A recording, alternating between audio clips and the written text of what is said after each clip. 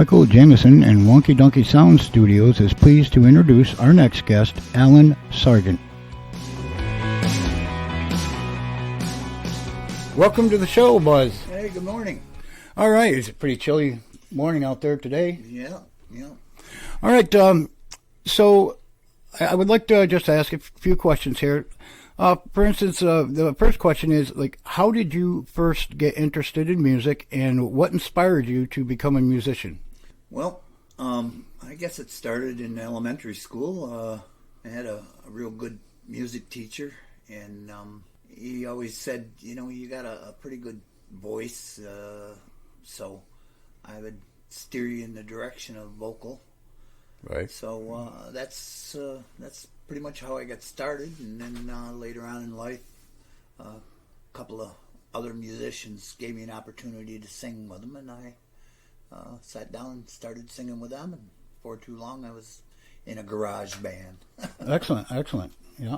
Now, with your singing, do you have a particular style or a genre, or? No, not really.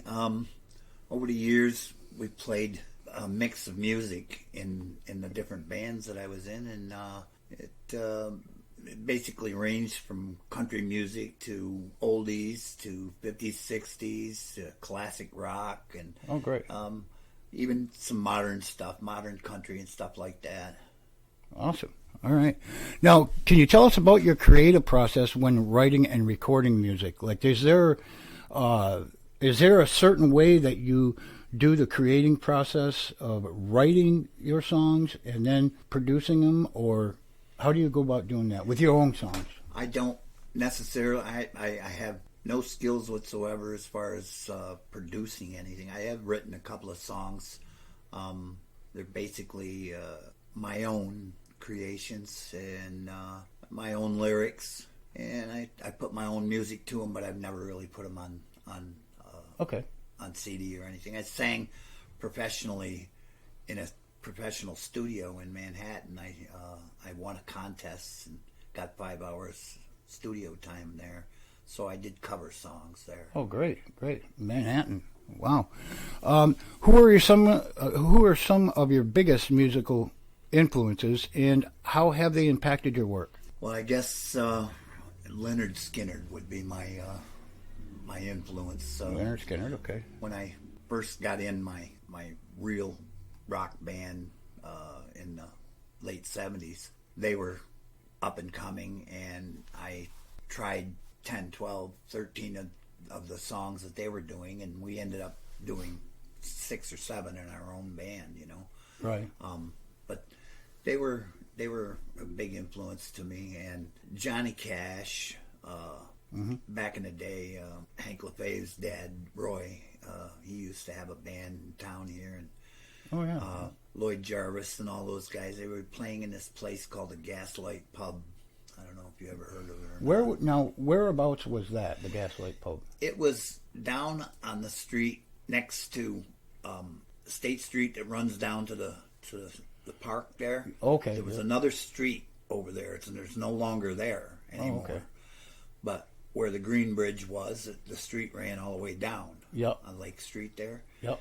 And as it got down towards the river, there was a block there that had this old bar down there called the Gaslight Pub, and the country bands played in there a lot. Oh, wow.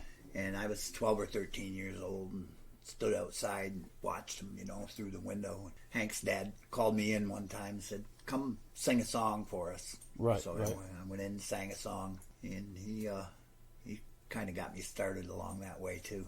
The Gaslight Pub. Yeah. So if there's anybody out there that knows some Ogdensburg history, get a hold of me about the Gaslight Pub. Okay, so what do you consider to be your biggest career achievement so far, and what are your future goals as a musician? Like, for instance, what is like the biggest achievements that you've made through your singing career? Well, I guess it would be playing for a large crowd. Okay.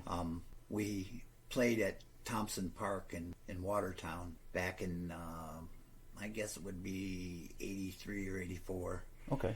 And there were 10,000 people there. 10,000. Yeah. Mike White was a country musician, and Okay. he was the star attraction for the field days that were going on there. Mm-hmm. And they asked for a warm-up band, and they called us and asked if we'd play for it. And we had no idea there'd be that many people, but it was Big surprise, eh? oh my God! And they had the perfect PA system set up, and everything Right. sounded so good. You know, they made us sound good. Now, what was the name of the band back then? Crossfire. Crossfire. Okay. All right. How do you prepare for a live performance, and what do you enjoy most about performing in front of an audience? To me, there's nothing better than rocking a room full of people. Right. You know, Right.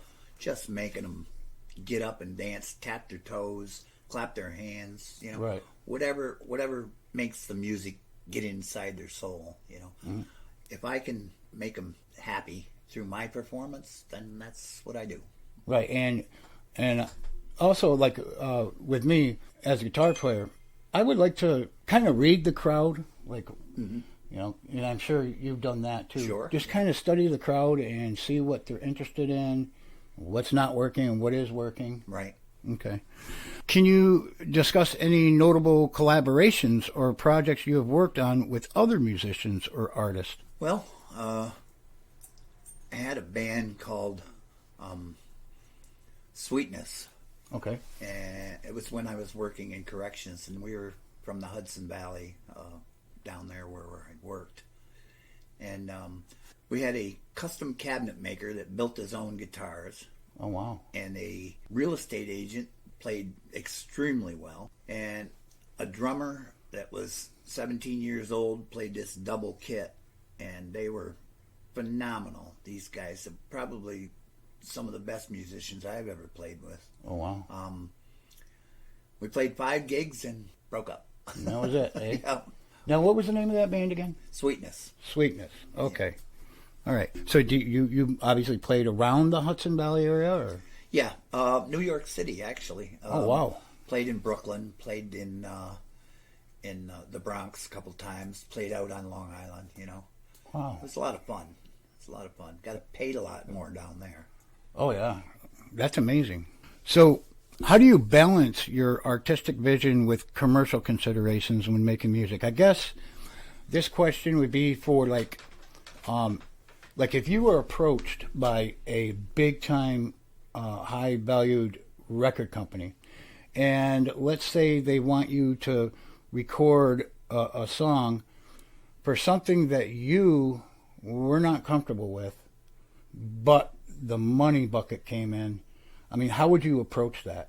Well, I guess I'd say I have values, what I like to do, and if I'm not comfortable with it, I'm not going to do it. Money just doesn't have, it's not a factor. Right. That's good. That's good.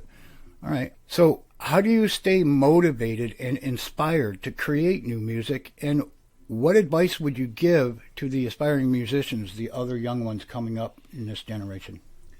Well, I'm 70 years old now, so I don't do much as far as creating goes anymore. I still play with some local musicians, but it's mostly for benefits and things Right. like that. Right. But anyone that's trying to get into the music business now, I would say make your own. Don't use the same old pattern over and over and over. You got to create. Right. Because that's what music is all about. You know? Correct. It's a creation, and they don't do that so much anymore, especially in today's what they call rock music. You know, they're stealing other people's riffs, Yep. putting them in their own songs and calling them theirs. You know, and it's just not. It doesn't seem to fit. Right. It almost seems like it's creating a less of a work atmosphere that we are used to in the past. You know what I mean? Yeah, like they're lazy. Yeah. You know, they don't want to put forth the effort. Right. Okay, well, can you talk about any current or upcoming projects or releases that your fans can look forward to, or anything coming up, any parties or benefits? Well, we have our summer our summer party coming up again this year. We have it every year at my residence here in Ogdensburg. It's on Morris Street, and we try to invite all the musicians. Right, and that's great. Anyone that wants to come can play, and we have entire bands that show up, and they do like a set of music or something like that. And then we have single musicians that show up, and we mix and match all day long. Oh, great. And there's food, and I have an in-ground pool. And last year, 125 people in my backyard. So oh, wow. It was a good party. Yeah, excellent. And you host these parties every summer around the Seaway Festival period, or right? The week before the Seaway Festival parade, okay, when the Seaway Festival actually kicks off, we do the Saturday before the parade itself. Okay. This year it's 22nd of July. So this year, 22nd of July, 2023, Buzz Sargent is hosting a musicians party, kind of a party, a get-together, and he hosts this every year. So, make sure to get in touch with me or whoever. This will be all over social media. So if you're a musician and you just want to jam a little bit, have some fun, head over to Buzzy's.